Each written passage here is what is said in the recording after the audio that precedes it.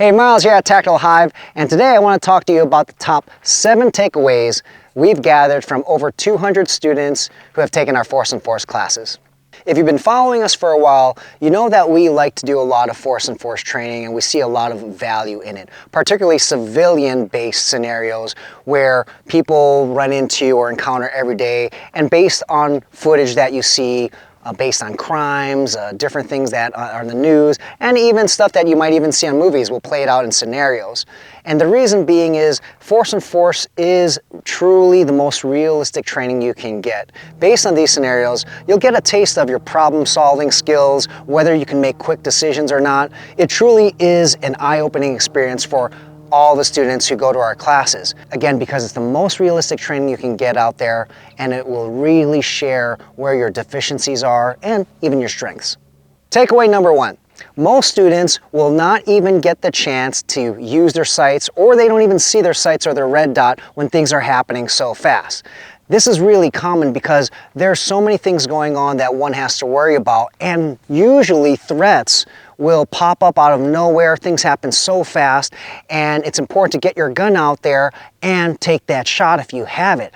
But when we consider the traditional firearms training, everyone is taught to look at their sight, look for the front sight, look for that red dot, confirm your shot. That's true. We always want to train to that. But those who have done Force and Force realize that stress, anxiety, just the speed of things sometimes, or I should say not sometimes, often prevents that from happening. Nerves get in the way, all of that, and so it is difficult to see your sight. Because of that, it is very important to be strict, really hone it in and really focus down on your training, always focus on trying to catch that front sight, but more importantly, to learn how to use your body's natural point of aim, indexing, instinctive shooting, whatever you want to call that. You want to be able to have accurate shots at close distances without necessarily seeing your sights. Going back to what I said though, yes, you do want to train to that. You want to always have a flash image, at the very least, of your sights or your red dot. But as our students have mentioned, it hardly ever happens. The second top takeaway, things happen so fast that you can't process anything, or it's almost impossible to process what's going on. As I alluded to earlier in this video, Force and Force is great for problem solving and to test your decision-making skills under extreme stress. And with a lot of our students, they realize that they have no time to think. They can only react. They cannot process things. So it's unlike the movies where if you're watching a movie and you can say, you know, this person should do that, or that person should do that, or should have done this, or if you're even watching footage, we're armchair quarterbacking footage of real life incidents, we can, you know, we're taking a look at it from the outside in and we can see things, do this and do that, but it's because we're not in the actual scenario.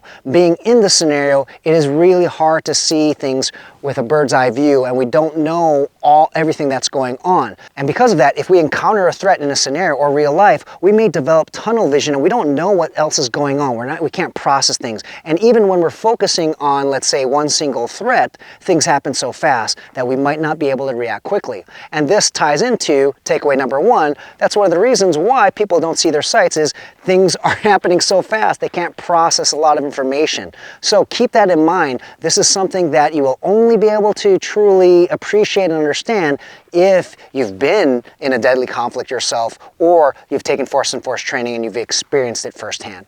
Takeaway number 3, a lot of our students will mention that Force and Force training in these scenarios, they're very quick, which I alluded to, they're nerve-wracking, numbing, and extremely stressful. A lot of our students will end up in a scenario, particularly students who have never done Force and Force training whatsoever. They're put into a scenario and they realize things are happening, yet they are not even acting yet. They're numb. They've just become frozen in fear and realize that, wow, things do happen quickly, and they're just only realizing it after the fact that they have to move. They have to do something and react. Okay, so this all even ties in back to not being able to process things. And now imagine if the first time you experience this feeling, this numb, nerve-wracking feeling, is in real life, then you're going to be at a huge, huge disadvantage. So if you want to experience that, I do recommend going into Force and Force training, because you will realize probably also when you are first starting, you might freeze. That is very common. So that's takeaway number 3, the scenarios that students are put in. It happens so fast, there's so much going on that's overwhelming that it becomes so nerve-wracking that people become numb and they freeze. The 4th top takeaway is a better understanding of potential legal issues. With every scenario, they are very dynamic and there's no clear-cut answer to what is right or wrong in the eyes of the law because 1, a lot of variables, and then 2, depends on the state you live in. You know, there's going to be different laws that apply to you, which might not apply to another student or someone else in other side of the country. But understanding these legal issues can allow students, and if you ever find yourself in a real-life deadly encounter, can allow you to know what you need to do ahead of time. The more you experience these situations, you'll understand the potential legalities or legal issues behind them so that you can make better decisions when you're in the heat of the moment. This is important because if you hesitate thinking about what might be right or wrong in the eyes of the law, this can get you killed. Even hesitating for a split second when someone is shooting at you or someone's charging at you with a knife can lead to disastrous results. So understanding legal issues, getting a better grasp of them when it comes to deadly conflicts is a big takeaway for our students and a big benefit. The 5th takeaway is that students realize that they have to be more mindful, deliberate, and careful with themselves in different scenarios and when handling a firearm. First, we already talked about legal issues, so beyond that, students realize they have to be more deliberate and careful because situations are very complex and challenging. Things are not like the movies where a hero comes out of nowhere, pulls out their gun, they're able to shoot all the bad guys, and that's that. There's a lot of curveballs, multiple curveballs that are thrown at you. Things are very dynamic, and because of the aforementioned takeaways we talked about, you might be moving so fast at full speed that you don't realize that there are other things you need to be aware about.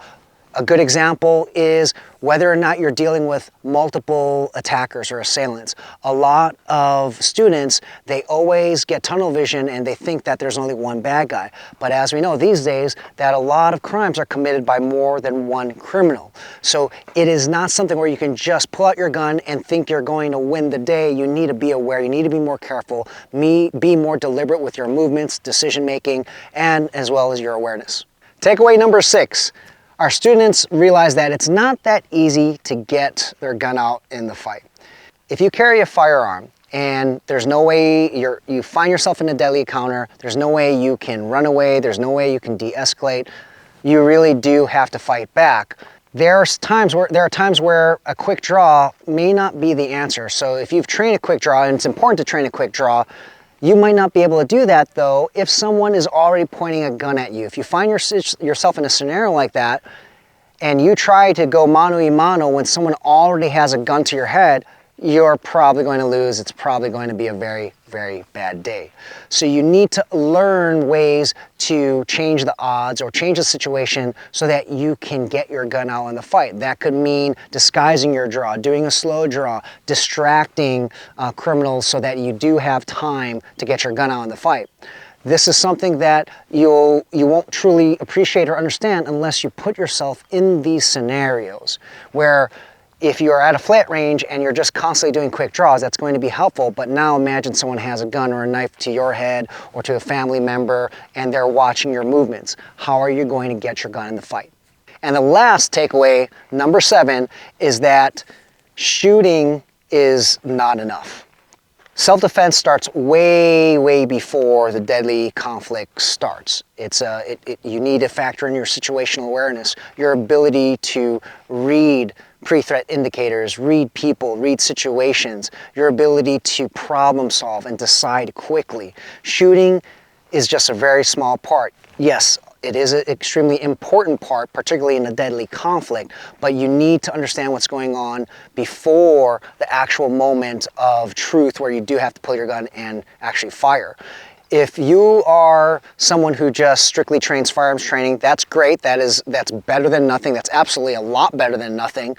But if you have not put yourself in these scenarios, you again might not be able to appreciate what our students have said in these takeaways. It's an eye-opening experience where you will realize that you might know how to shoot and might shoot extremely well, but if you don't read the situation before it happens, you might not have that opportunity again, just like takeaway 6, to get your gun out in the fight because your layers of defense, so to speak, have failed you. You did not read certain pre-threat indicators. Maybe you were just not paying attention. So those are things that are important. And the way to practice that, to really know what those different factors are, what really is needed beyond shooting, is to place yourself in realistic scenarios. There you have it, the top 7 takeaways from our students who have taken our Force and Force classes. Force and Force training is invaluable. We highly recommend you guys look for a competent Force and Force instructor or organization. It will really be an eye-opening experience. I cannot recommend it enough. It is important. If you are a spectacular shooter, now is the time. A lot of people are concerned that it might hurt, and it does a little bit, but you realize it's not going to be as bad as one might think, right? But pain is a great teacher. If you do get shot with a non-lethal round, it is going to be something that you really feel, and you're going to immediately make corrections. And if you're concerned about not being able to find a good, competent trainer, or perhaps maybe you can't find an instructor who has Force and Force or simunition rounds or things like that, you can use airsoft, and even there is some value in doing paintball as well.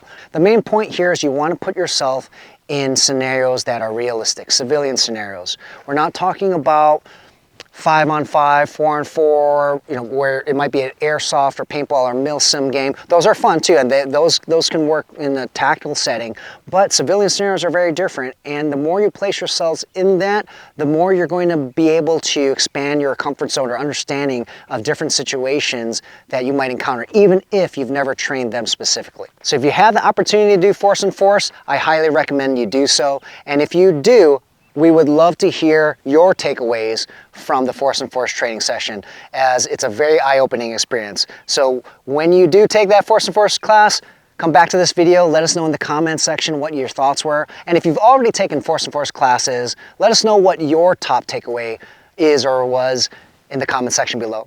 Hope you guys liked the video. See you next time.